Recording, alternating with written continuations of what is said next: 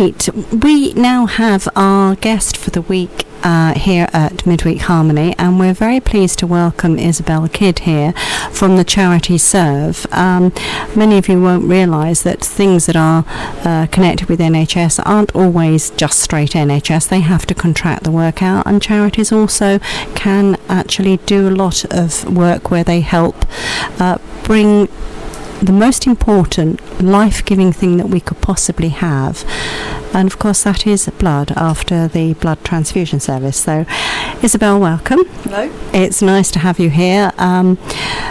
Midweek Harmony is a programme where we like to have people that are connected with charities or not-for-profit organisations or community organisations, and so your charity obviously is very, very important to bring to the attention of our listeners, not just here on the Isle of Sheppey, but we're an internet radio, so of course it goes out across the world. So I think it's interesting that people know exactly what happens when blood is transported.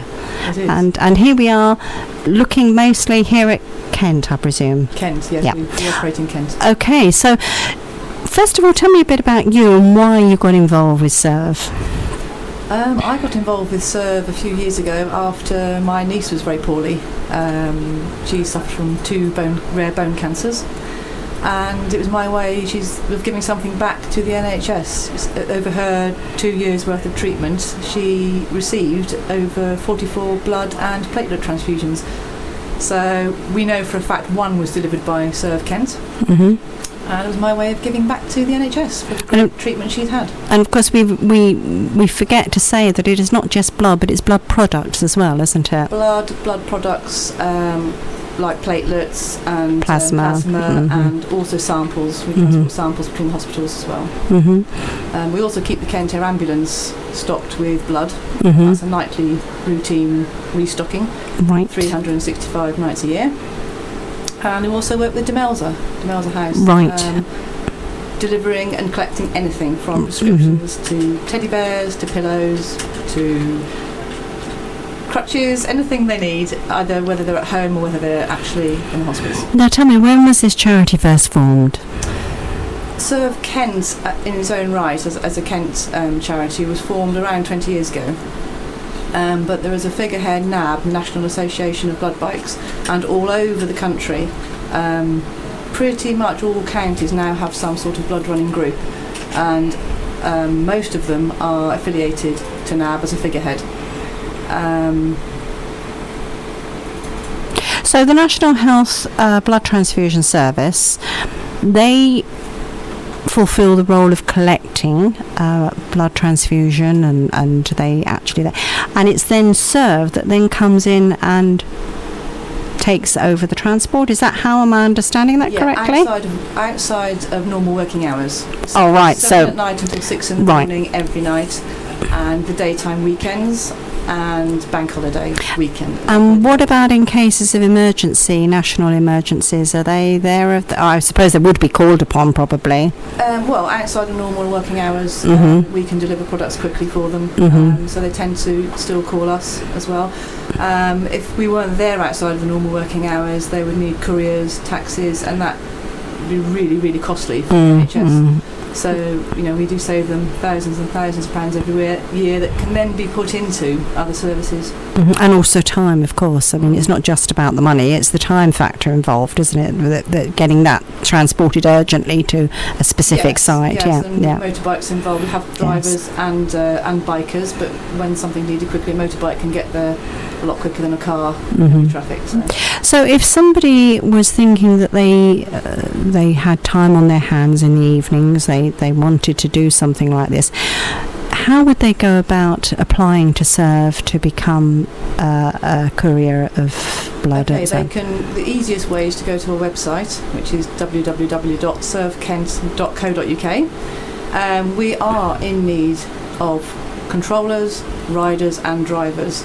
So controllers, presumably that's on the radio? Yeah, they answer the telephone. Right, and okay. The SERV number is put through to your phone, to your mobile, and the hospital needs a product, it will ring you, and you then task the riders and the drivers to go and deliver whatever has been asked for. You can do that from your own home. You don't need to be anywhere else, which is really good for people that either maybe don't drive or ride, or want to, weekends they can still spend time with the family and answer the telephone. That is good. Now, presumably then the drivers, the couriers themselves, would then be directed to a blood bank to pick this up, would they? Yeah, most of the products come from Tooting in London, right? From St George's Hospital. At night time we operate a relay system with SERV Surrey and South London, so they would bring the product to Hooley, and we have a changeover point at Hooley. Where is Hooley? Hooley is on the Brighton Road, just off the M25, M23. It's at that junction. So it's quite a good central point. Yeah, it brings it right out of London for us and saves us a good hour. So they meet us there. We then bring it to Kent, to wherever it's needed, to any of the main hospitals. Sometimes we also transfer between the hospitals. Sometimes a hospital has a product that another hospital needs, and samples and things like that go between the hospitals as well, to Tooting. During the day, Surrey and South London don't operate, so we go all the way into Tooting to collect whatever's needed. So during the daytime, it's taken care of by the NHS blood bank. Yeah, they have their own system. Now we're looking at it starts. The cut-off point is what time in the evening that we actually start to see SERV coming in to take over the service? 7 o'clock tonight our shift starts. Right, okay. It finishes at 6 tomorrow morning.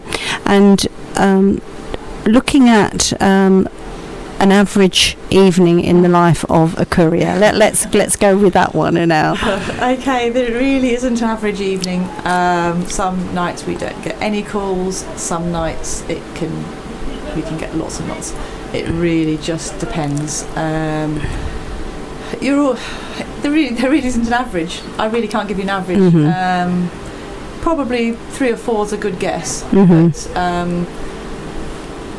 So are you a courier yourself, or are you? As obviously you're promoting the charity, I understand that. But it is, do you work in the courier service yourself? Yes, I'm one of the riders. So you ride a bike? I do ride a bike. Yeah. And is that parked outside here today? No, it's not. I've come in the car. Oh, right. I wanted my air conditioner.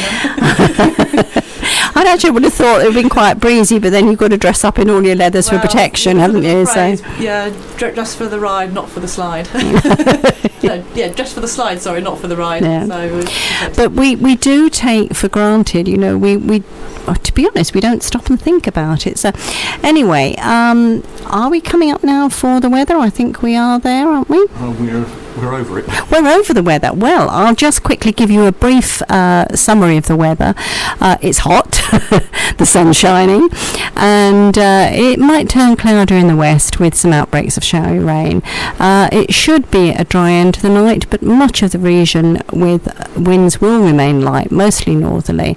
And we're looking here at a temperature recorded here at 27, 28 degrees, but I think in reality it is a lot hotter than that. I think the temperatures that we're being given by BBC, they're not here with us, are they? And tomorrow, through the night, it's going to be very, very muggy, and tomorrow is a muggy, cloudy, heavy start by the looks of it. So it's not going to drop much more than 19 degrees. So having broken through the weather, obviously we haven't got the adverts and things that we would normally have. So we'll carry on talking because this is such a vital point for us to understand how we take it for granted that the blood's just there, transfusions needed, it's just there. No, that's not the case. Take us through how it happens. The call comes through to the operator. Yep, the hospital will phone our controller on a dedicated number, and they will take the requirements. It might be 1 box of blood, 2 boxes of platelets, that kind of thing. They tell us where they want it to go, where it's got to come from, whether it's coming from Tooting, whether it's coming from another hospital, and where it's required, which hospital it's got to be delivered to.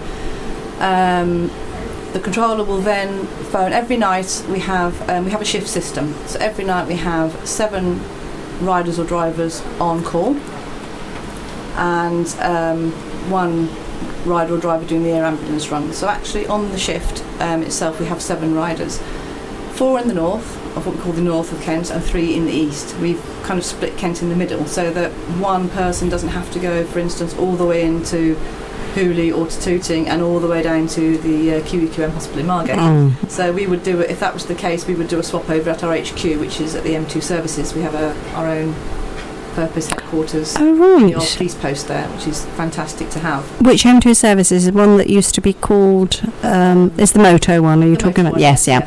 yeah. It used to be called Farthing Corner many years ago. That's it, yes. We've got the old police post there now, which is our headquarters, which is used as a change of a point, and we change over other places sometimes as well, depending on what's convenient.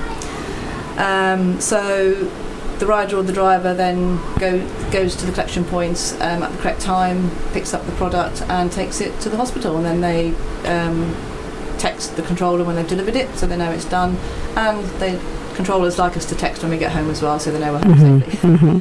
And then you're standing down for a while until the next call Until the comes. next call. Yeah. Yes. Yeah. So we also do home dialysis runs as well with samples, so that the patients don't need to worry about having, because their samples are quite time critical from before dialysis and afterwards, and they're pre-arranged, and we can take those down to Kent and Canterbury Hospital for them.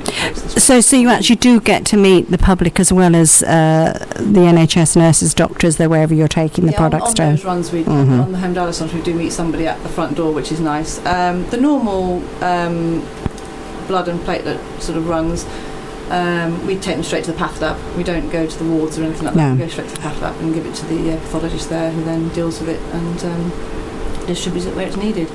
But we are really in need of more volunteers, controllers.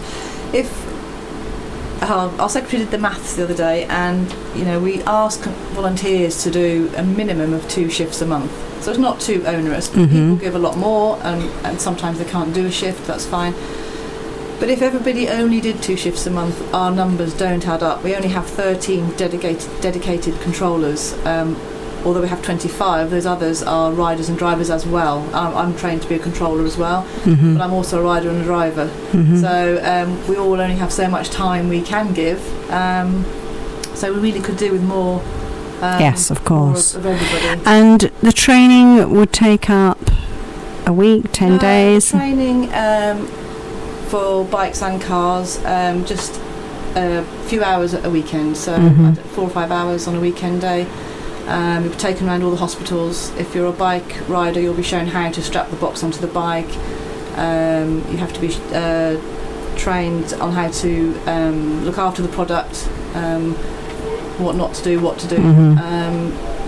So yeah, it was all done in a few hours, taken around to the hospitals and shown the path labs. And then on your first run, everybody's entitled to take, have a shadow, somebody to go with them to look after them. That's always nice. The first one, even though you've been shown, it's it's nice to have somebody with you. That confidence is important. And if all that's successful, all the training, then they come along to our next social night and to meet more faces and get their jackets and receipt books and box covers.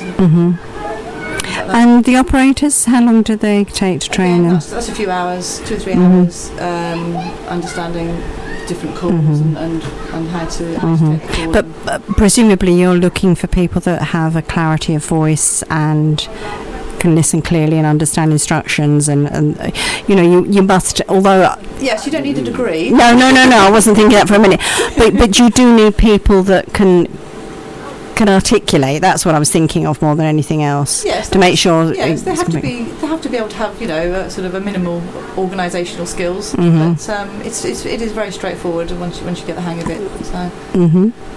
And nothing to do with the whole thing, but I'm interested. Why the name SERV? Where did that come in? Stands for Service by Emergency Response Volunteers. Right. Okay, I understand that now. The wording, it's also the letters SERV make the shape of a heart. Yes, of course, yes. No, I was just looking at your T-shirt, actually. It's quite nice. When we were talking about your own niece experience and what's happened, I'm not sure if you're aware, this show is called Midweek Harmony because we run a charity called the Harmony Therapy Trust. We provide free therapy for people with cancer and other life-limiting conditions. Quite often when we go into people's homes, they might be on dialysis and that.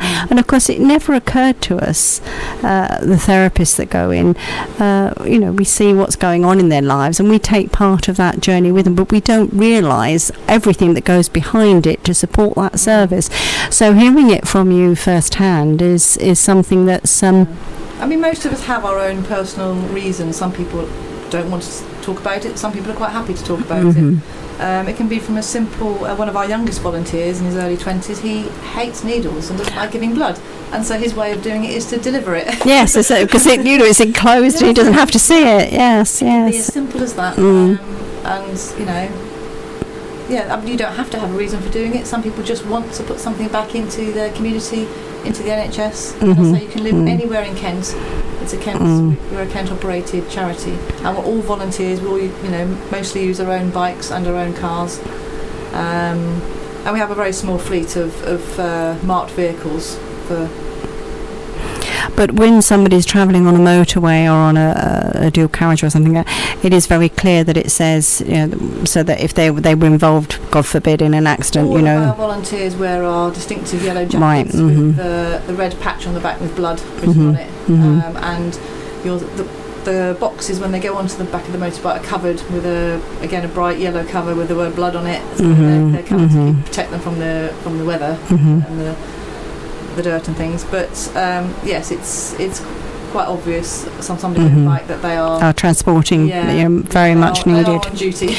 I'm going to put you on the spot now. Have you got a song or a piece of music that you like that you'd like us to play for you or for anybody in the family? Think about it for a while. We've got a couple of messages coming up, I think, and then we've got what songs have we got, Mick?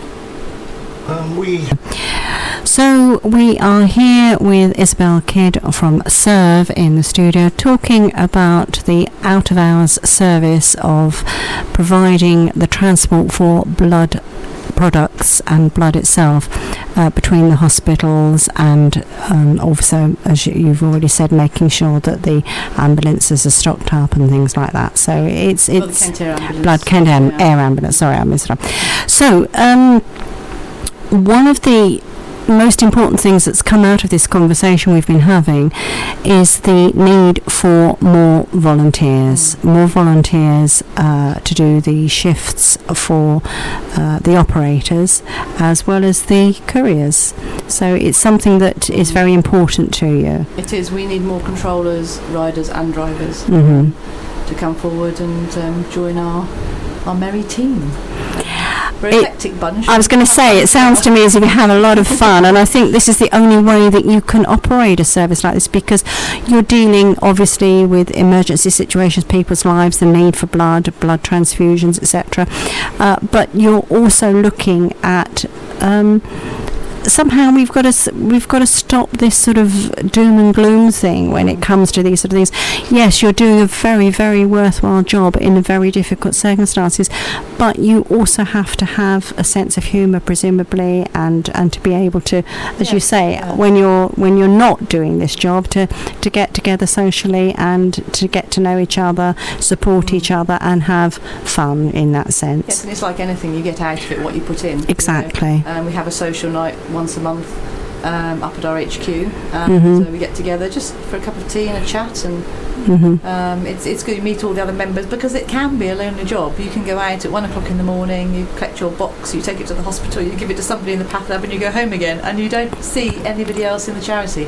Obviously you've spoken to the controller because they phoned you up, but you don't actually see anyone, so it is nice to put names to faces and to meet the others in your team. We do events as well, which is another good way to meet people and meet other people in SERV, where we go to fairs and fetes, Eurotunnel, and shake our buckets and just get our name out there and get people, to know about it. Thank you so much for coming in, Isabel. It's been really absolutely awakening moment to talk to you, to be honest, because A, you've dispelled some myths that I had. B, I had no idea that this service ever even existed, and the more information we can get out there, the better. Now, you said you would like one particular song, and that's Perfect Day. We're going to play it now, and we have recorded this show for you, so you will be able to take it away with you. So let's listen to the song, and thank you so much for coming in. Thank you very much for having me. Thank you. Bye-bye, Isabel. Bye.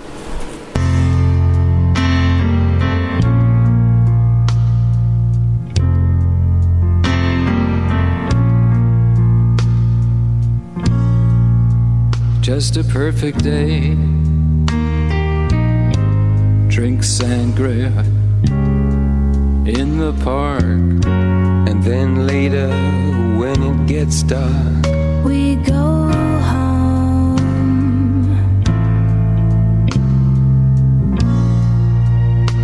just a perfect day. Feed animals in the zoo. Then later a movie too.